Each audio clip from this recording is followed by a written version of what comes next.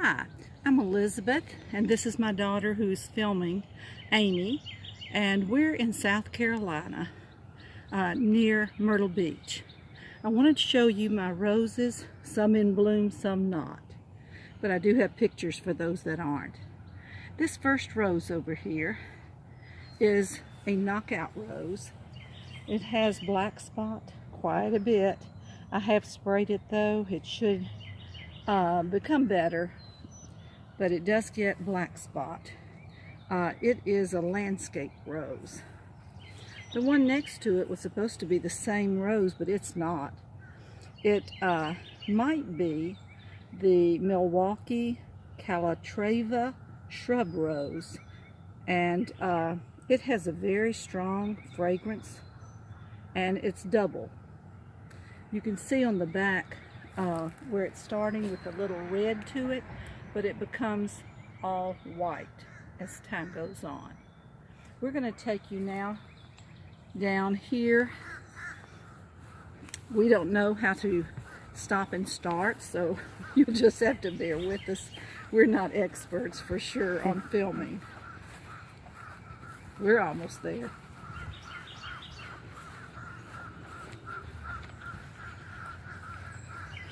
This one is called Pure Perfume. Most of mine come from Jackson Perkins. Wayside Gardens is another really good site for getting roses. It's a white shrub rose and very easily gets the black spot. I have sprayed it, but you can see the new growth coming down there. It's looking pretty good. But you just have to keep fighting the black spot. This one was probably not planted in the best place. It's getting too much shade, and I think that's one reason it gets so much black spot. Let's move over here. This one I don't have blooming yet. It's called Florentina, and it's an arbor rose. And it's disease resistant. There's one bloom, Amy, if you'll show them down there at the very end. So it's getting ready to bloom. And here is a picture of it.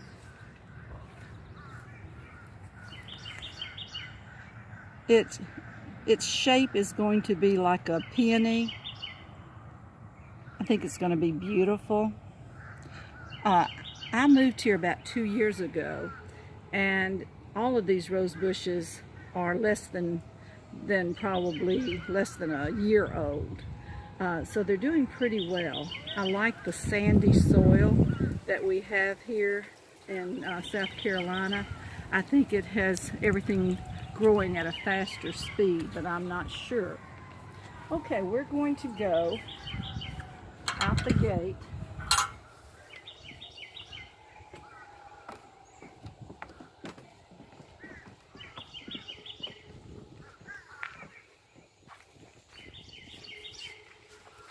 This is one of my favorite climbing roses, and it's Zephyrine. I don't care for the name of it. Zephyrine Drougin, or D-R-O-U-G-I-N. No thorns. We love that about this rose bush. No thorns, and very strong fragrance to the roses. Amy, can you get that one down there to show one in full bloom?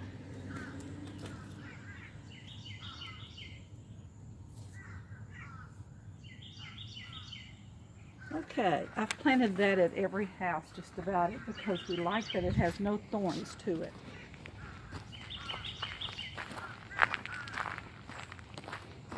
This rose bush is called Happy Go Lucky. It's a hard name for some reason for me to remember. The yellow blooms on it started late March, and they'll go all the way to a hard freeze, and here in South Carolina that's about December. Just blooms its heart out. Picked this one up last year in Knoxville and had not seen it before, but now it's become one of my favorites because it's just blooms all the time. Okay, we're going down here to two climbers. that I put on either side of the arbor and trellis, whichever it's called. And I noticed yesterday that the blooms, and this is the first time it's bloomed for me, they're in little clusters and they move away from the leaves. I just think they're so sweet. And in fact, it's called the Sweetheart Rose. Cecile Bruner is the real name of it. The blooms are just tiny, like 1 to 1.5 inches. Has a long blooming season. It was introduced in 1881, but Amy and I will attest to the fact that there are a lot of thorns on this one. We don't really like trying to tie it up, so you'd see that it is kind of going every which direction. It's a rambler, so it'll be very large, and we like that. We have plenty of space. Amy, get this other one up at the top to see the cute little roses on that one. I think it's going to become my favorite now. Just really love that one. Okay, I'm going to get behind Amy.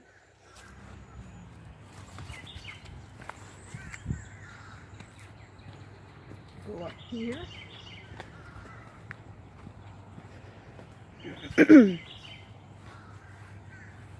Okay, this is another one that I have enjoyed and had at another house called Our Lady of Guadalupe. Of course, I left all my roses behind and bought a new one. Again, most of these are from Jackson and Perkins.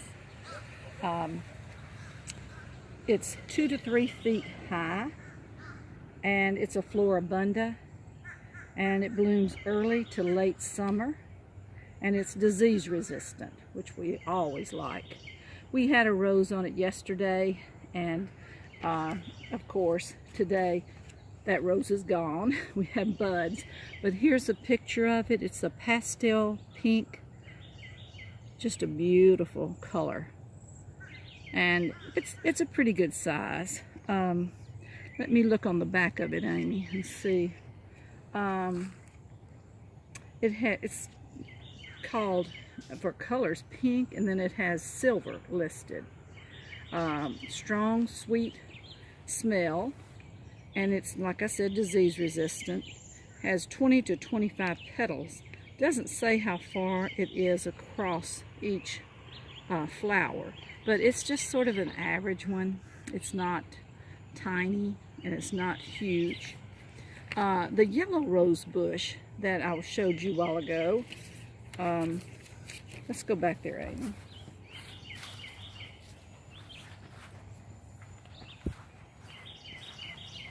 The type of rose for happy-go-lucky is a grandiflora. I don't usually buy those. I try to get roses that are easy to care for, thinking that grandiflora would be more like a long stem rose, but actually it doesn't need any care. So that's awakened me to a new type of rose. Grandiflora I will buy, but some that take a lot of care, I just shy away from those. I don't know about you. Okay, we're going to turn around now, and we're going to go all the way to the end to our last rose. All of these were planted last year in spring, so they've been here a little less than a year. Okay, this is the fairy rose. Again, almost to bloom, but not quite. Here's a picture of it. They're tiny little roses, about 1 inch across. Lots and lots of them.